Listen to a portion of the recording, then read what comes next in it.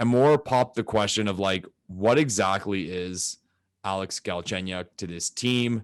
Who does he best slot with?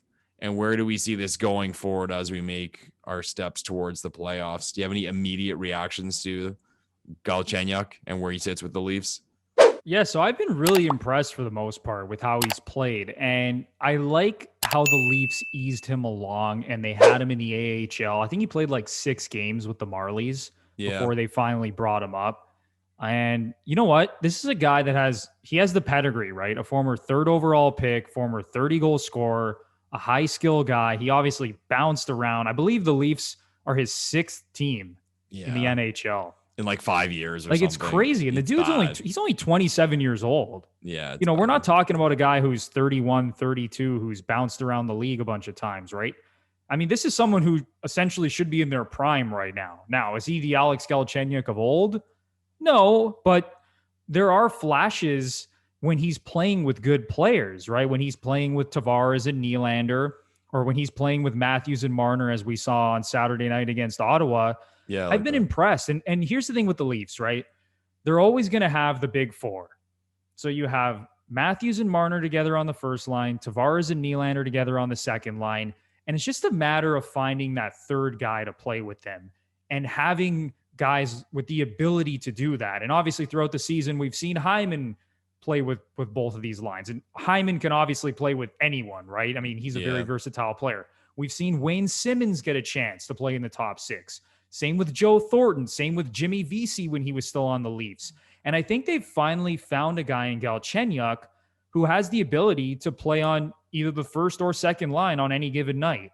And I think that's all you can ask for when you're, paying a guy less than $1 million or whatever it is.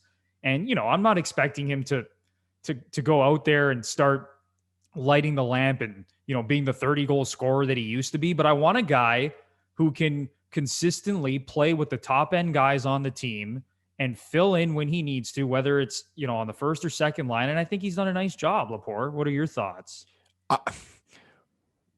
I have 2 sides of it because, like, I agree with you in the way that you can put him there and he doesn't look out of place because he has the talent and you can tell by his style of play that he's skating his ass off. Like, let's face it, this guy's probably playing for his career at this point. That's a good point. Like you said, 6 teams, like the show might be over for Galch after this.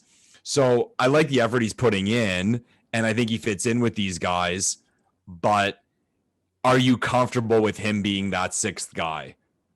Like, are we good enough if Alex Galchenyuk is that 6th guy? That's where I question it, because where the alarm bells go off for me is that if we're putting a player with Nylander and Tavares, or with Matthews and Marner, for that matter, whoever they decide to do it, if what we're circling is how hard they're working, I think that's a bad sign. Yeah, that's not good enough. No, it's not good enough. Like, we can't just have a guy out there who's working hard and digging pucks out of the corner. And a guy like Galchenyuk, that's not what he's good at. Galchenyuk is a high skill guy who should be zipping the puck around with these guys, using his speed, using his skill. And I see where you're coming from, Lepore. Like, can the Leafs do better than Alex Galchenyuk as, say, let's say you put Hyman as the 5th best offensive player, right, behind the big 4. Like, are the Leafs, a great team / Stanley Cup threat with Alex Galchenyuk as the 6th best player in the top 6? That's actually, you bring up a good point. Could they improve on that? Yeah, I think they can at the trade deadline. That's where I think they have circled. Because then, like, it's that whole thing moving guys down. Like, then if you put Galch on the 3rd line, now you have something. Like, now you have a matchup nightmare for the other team with whoever you put Galch with on that 3rd line. So I think that's the target for Toronto come Monday. And we'll see, man. But I'm not going to say, like, I'm, like, freaked out about it. But again, like, when the positives are, wow, look how hard he's trying, I'm like, like, I want to hear more than that. I want to see like specific things, like look at that talent, or look what he's providing for the other players, or look how he's distributing pucks or finishing for that matter. So, and even for Tavares, man, like, we've talked about him on this show a lot, and the way this has not been a good year for him. Like, he looks good. It's so weird because he looks good. He's been awesome defensively. His points aren't terrible, but like the fucking puck's not just going in for him. And you look back to 2 years ago where he did have that 47 goal year. I mean, he was playing with Marner. So he had one job clearly on that line, and it was to fire the puck in the net, and it worked. I mean, 47 goals for crying out loud. He couldn't miss that year. Oh, it was amazing. And then like last year was kind of a write-off because like he, again, like all the weirdness of it. And people forget that he broke his hand. Yeah. And yeah, I mean, and we can talk about this one all day, but like he had his newborn baby as well. So, and then you throw in like COVID, like a lot was going on. He still had a good year. I'm just saying to like compare it to his it's a first lot year to deal with. For yeah. sure. And again, not letting him off the hook, just to say that compared to his first year with the Leafs. And even this year, like here you have him playing with Willie, which is great, but he deserves better. And it's that whole thing that like, man, does John have to work this hard to produce? So like, that's the guy, like that's what I circle in the way that I want to see some support for him and just make his life a little easier. And like we've said it before, we know what we're going to get out of Tavares, but from a production standpoint, if they can find the right player for him, man, like I think it would do wonders like for the team and for him specifically. No, you bring up a good point, and I think it's kind of a double-edged sword, right? Because you look at the past, right? And Leaf fans were always frustrated. Like, why the hell isn't Mike Babcock playing Matthews and Marner together? Like, this should be a match made in heaven. Yeah. And obviously, Keefe has transitioned to that. This is now a thing where they're line mates, and I think they're going to continue being line mates for the duration of their contracts because they're incredible together. Yeah. And we see the elite skill they both possess, but at the same time, now you're taking Mitch Marner away from John Tavares. Yeah. And William Nylander, as much as we both like him and, you know, we both think that he's a high skill guy and has the ability to be an elite player. He obviously has some consistency issues when it comes to being in that top tier. He's not as good as Mitch Marner, and he's not going to create the same types of plays that Marner does.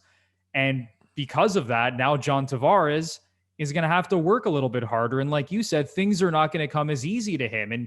And you see it out there, right? Tavares has to work super, super hard to get his opportunities. Whereas before, he could kind of do what Matthews was doing in a way. And it's not to say that Matthews isn't working hard for his goals, but, you know, you talked about, you know, even in that Flames game where you said like Nylander came over the blue line and he's just kind of waiting for Matthews behind him, right? And the same thing with Marner. Every time he skates into the zone, he's just kind of delaying, and he knows that Matthews is finding a spot somewhere, right? Yeah. And now John Tavares, he doesn't have the luxury of doing that, right? And especially, you know, Nylander isn't the playmaker that Mitch is. Mitch is like arguably one of the best playmakers in the NHL. So it's been tough for Tavares. And you could see it. I mean, it's not just the stats, right? You can see it watching him game in and game out.